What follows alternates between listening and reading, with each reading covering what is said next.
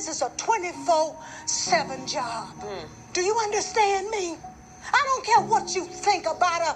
This woman, the mother of your child, she is a damn good mother. Whether she's sick, when she's tired, when she just plain old don't feel like it. She don't have anybody to pass the baton to.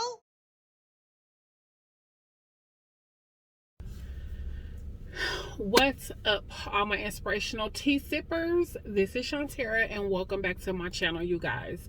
I pray that you are well, doing amazing, feeling amazing, holding on to hope and faith, you guys. I just wanted to come on here and encourage, if I could, and just be as transparent as possible with my journey. I know some people say that there are certain things that you should keep to yourself, and you know, the internet isn't for anything, but for me and my journey, God spoke to me in a different way in approaching this journey. So there is a lot that I put out there, and at this point in life, I'm not really worried. Yeah, there are a few things that I keep to myself, but for the most part, I am an open book, and I'm going to be an open book because I prayed for someone to be an open book for me when I was in my youth in church growing up trying to figure this thing out. So I'm not worried about any of that. And to each his own. You guys, I have been in a state of darkness, turmoil. I've been feeling so lost, so broken. This situation with my daughter and her mental health has sent me down an unbelievable spiral, like a dark hole. She has been in and out of the home. I'm trying to get my baby the help that she needs in regards to her mental health. I have had jobs that I've had to quit because of the care for her mental health is so severe that I'm not able to obtain a real full-time job. Like, it's so critical. Her mental health is so critical. And to watch my baby suffer in such a way, on top of getting through my 15-year-old having a baby and trying to adjust to that and trying to figure out a way of life with that, trying to provide, doing this on my own, you know, ending the 13-year marriage, and just, I've been hearing God speaking to me lately about enemies being in your home, and just he's been just showing me some things, and you know, requiring me to pray and fast, and requiring me to let go of certain people and not be on the phone and not be on social media and not, you know, and just like fast and pray and see his face. And it has been so lonely and so dark, like financially, but yet and still all our needs are met. We're facing an eviction, which I'm not worried. I wasn't even worried about the eviction when I knew it was coming. I'm not worried about my bills. I'm just not, because my daughter's mental health and what we are going through in our home has trumped everything I could even think of and or imagine. I've been so depressed, and I was having a real life conversation with God yesterday. Like, I'm tired. I'm done. I don't want to do this anymore. Like, I'm tired of fighting. I'm tired of being on the battlefield. Like, I'm tired of warring, God. I feel so beat down, and I feel so low. Like, with everything that's been happening every single day for the past few months, there has been a situation that has been happening in my life. Every single day. Do you hear me? Every day. I'm praying, I'm fasting, I'm letting go, I'm rebuking, I'm worshiping, I'm praying, I'm repenting, I'm fighting, I'm warring, I'm tired. Okay, God? Look, I'm tired and I'm done. Every single day, there is no break. There hasn't been a break. There hasn't been a lift up. There hasn't been anything. So in the midst of everything that's been happening, having to quit my jobs, getting a job, having to quit the job because I'm dealing with my daughter and her mental health crisis, and having to be in put away, and then coming out after a week, then getting put back away, and just trying to figure this thing out, and at the home. And so a few days ago, a car company was calling me. A client said, oh, they started asking me questions. Oh, do you have kids? Do you have that's your little car. I had a little bitty white Hyundai Elantra. Yeah, but we need a bigger car. Oh, we know somebody who can help you. Just give them a call. So I ended up calling a car place and just telling them, like, I don't have any money. All I have is my car. I don't have anything. I owe $2,200 down on the car. I don't have anything. They were just like, okay, so I left it at that. Didn't bother it. Didn't, just left it alone. Like, I already know how y'all get down. You want somebody to get down there and get to telling them how much money you're gonna need. I already got so much going on in my life. Like, I don't have time for games, no hidden loopholes, no hidden nothing. Credit done took a hit after leaving the marriage. Like, I don't have anything. Like, I don't. So the people a few days ago, maybe like 3 days ago, 4 days ago, was calling me saying, oh, come down here and pick out your car. And I'm like, why would you want me to come down here and pick out a car? I just told you my credit is trash. I just told you I don't have anything but my Hyundai Elantra. Like, that's all I got. I don't have anything. Oh, well, we help people like you. Okay, well, are you going to run a credit check? Because once you run a credit check, I'm sure this is going to be the end of our conversation. So y'all can stop calling me and getting my hopes up and all of this, right?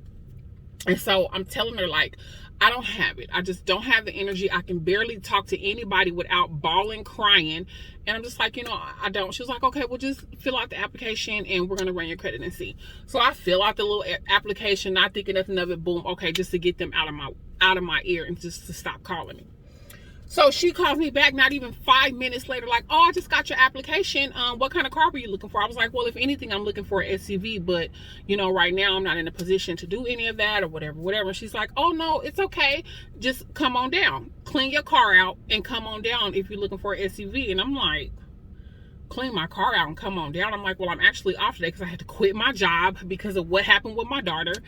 And as I'm driving to work, me and my best friend is on the phone, just ministering to each other. Like, she's like, what you know? I'm like, I don't know where I'm going. I'm on my way to these people saying that I can come get an SUV and bring in my car, and I don't know what I'm doing. I'm just walking.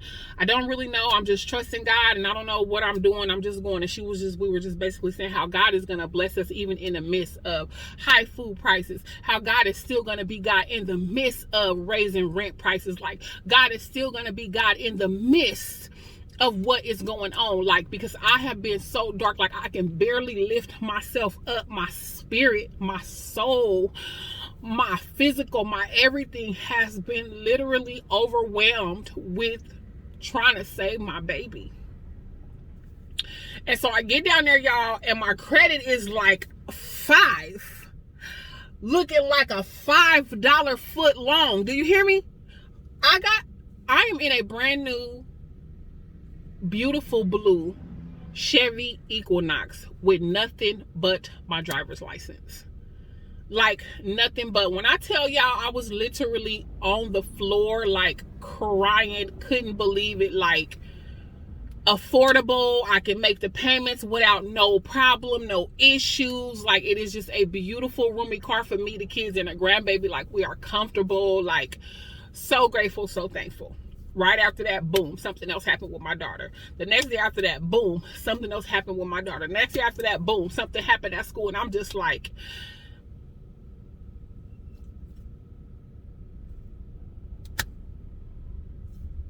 I'm living in a nightmare. Like, this literally seems like a nightmare.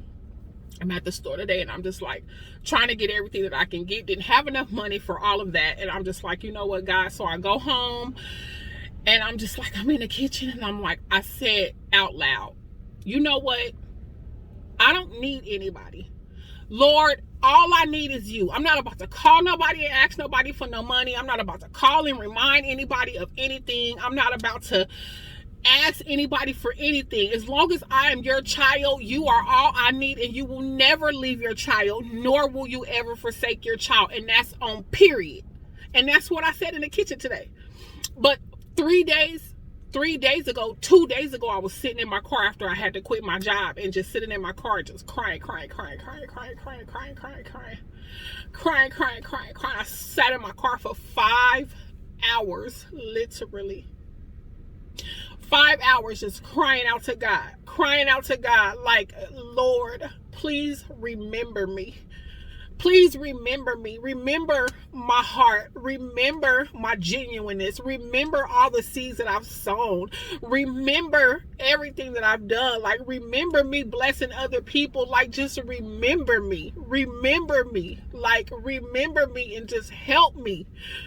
Help me. Like, I'm so tired. Please remember me. So that was a couple of days ago after I quit the job. And then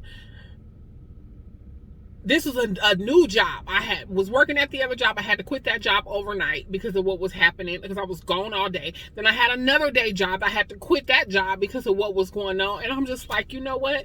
So after I said that in the kitchen, like, I don't need nobody but you. I don't need nobody but you. Like, as long as I got you, like, I don't know what's going to happen. I don't know how you're going to do it, but I know for a fact you're going to do it. I don't have to ask. I don't have to do any of that, right? So I get done eating. I made tacos and we have fruit on the side.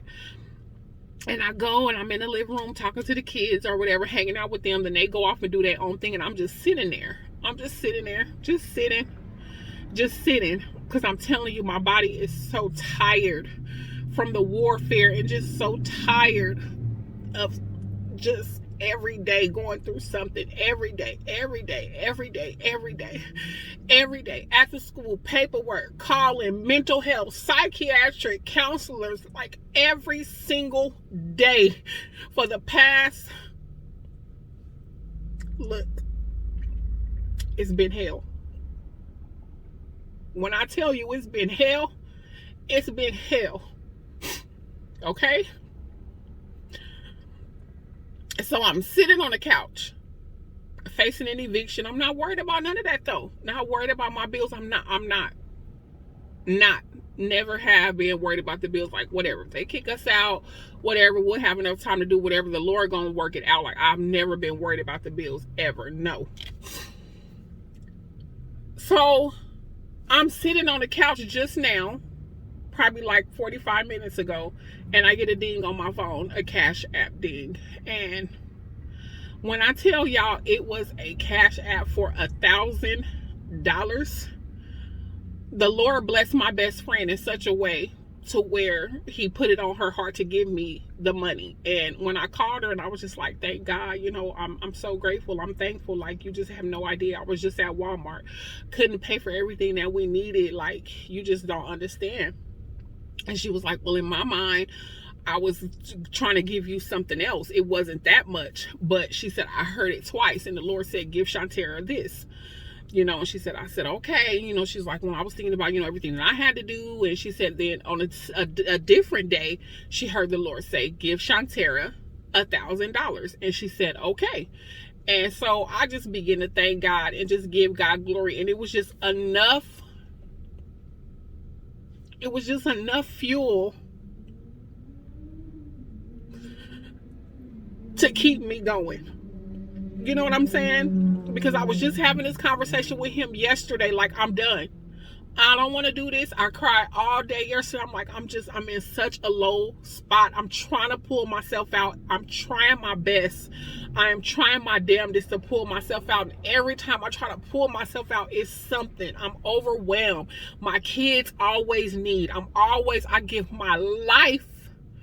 I give my very life to my kids. My very life. I give them all my energy, all my time, all my effort. I am totally 110% committed to those babies because they didn't ask to be here. but it's exhausted.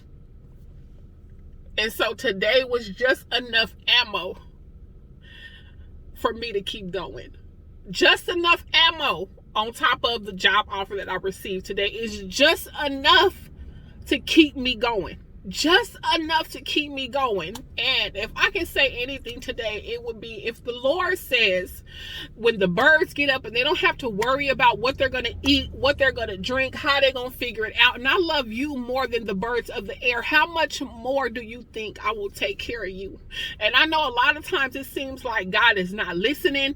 I know a lot of the times it seems like, all is lost. There is no hope. You're at the end of your rope. But it is in those moments that God can show himself all the more clear. It's in those moments. He is the ultimate puppet master, working behind the scenes, perfecting the things that are concerning you. He is not man, and he will never lie.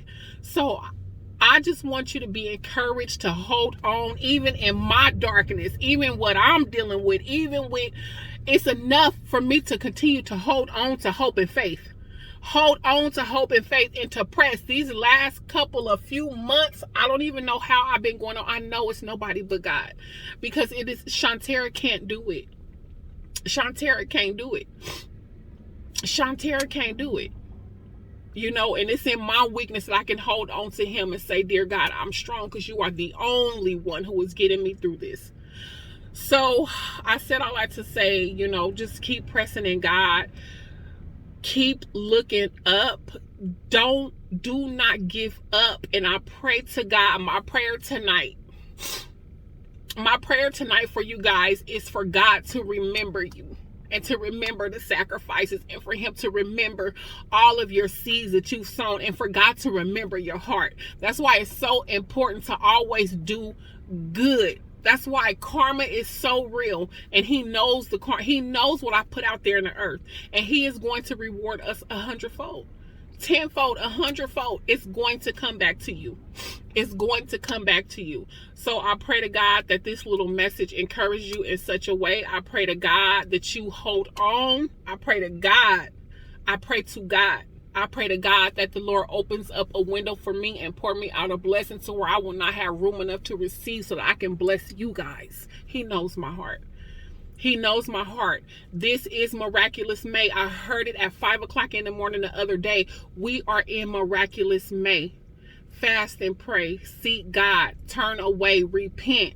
And walk upright. And watch God be faithful to his word. And until the next time, inspire. Be inspired. I love you guys. God bless you. Good day.